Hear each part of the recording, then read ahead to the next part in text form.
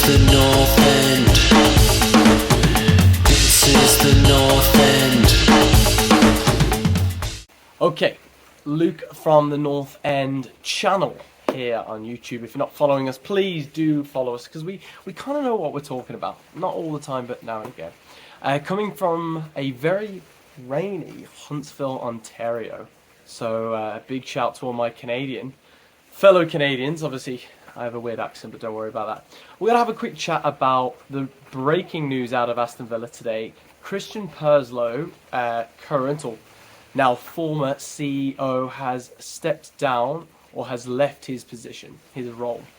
The rumour coming out is that they had offered him a different position, but unfortunately, well, depending on where we sit on the table, Christian decided to not accept and has now left the club with immediate effect, I'm led to believe.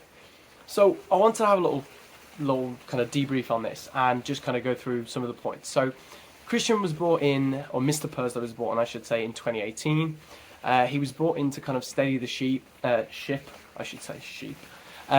and obviously bring about a new change to Aston Villa. First was obviously promotion, bringing in Dean Smith. A lot of good things happened there, so positive changes were made. And I think he did that. I remember meeting him at a meetup in, I'm trying to remember where exactly, maybe 2019 in Minnesota on one of our summer series. And nice guy, well-spoken, and really said what the fans wanted to hear. Positives, he did steady the ship. Dean Smith was a good appointment, and he got us back to the Premier League and built on that. From a financial side of things, I've heard that he's a very good operator, good at negotiating good deals, helped put us in a good financial position. So I think from that side, he's a great addition. Now, this is where I always struggle with Mr. Purslow. He's a great talker. He's a great communicator.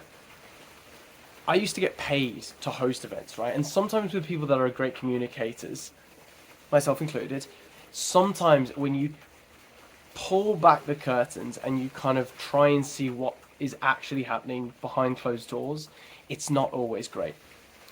Big talkers, people who hold themselves well, not always, but often, don't always have the best interests, or are saying the right thing but not actually doing the right thing. And I always felt that I didn't feel that he made the right decisions a number of times, and I think we all saw that with the appointment of his long-term friend and his, protege when he was at Liverpool, and Steven Gerrard. Now, I can understand a relationship between the two, it makes sense, and Steven had done well at Rangers, so it's not totally crazy.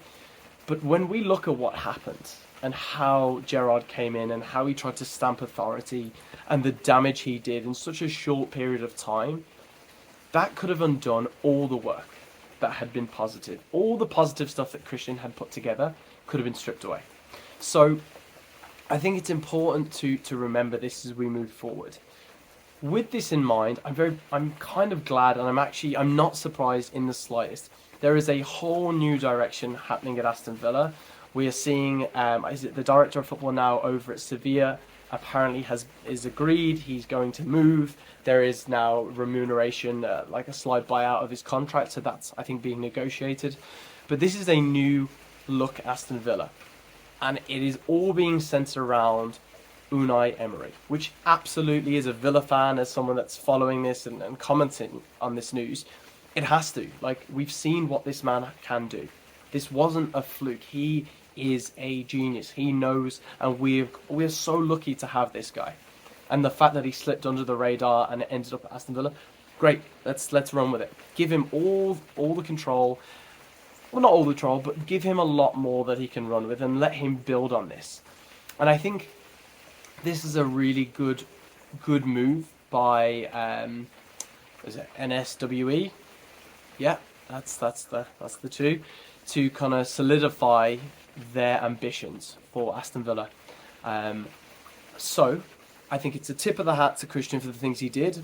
investing in the women's game, helping development of the new stadium and this potential new Aston Villa Live from the business side of things, and also the Dean Smith era. But it is the right decision at the right time. We need a more progressive, forward-thinking director of football and more progressive CEO, and one that is aligned better with Unai Emery and the Unai Emery vision for this club. So, I'm happy, and I never like to be too happy when someone loses their job, but I think he's probably going to be okay. If I saw him, I would thank him for his time. I always think that's important, but Aston Villa needed to make this call. He's not the guy for the future, and I think that was seen. And I love seeing the higher ups and the ownership noticing this. So great time, great movement, and just really positive steps by Aston Villa. So I don't know, that's my point. What do we think? Is it like any of the Villa fans watching this? Do you think it's unfair? Do you think that we should have stuck with him? Do you think he deserved to stay in the role? Personally, I don't. I think football is harsh sometimes, and you've got to make those bold moves, like the sacking of Gerrard. Some people wanted to give him more time. Thank God we didn't.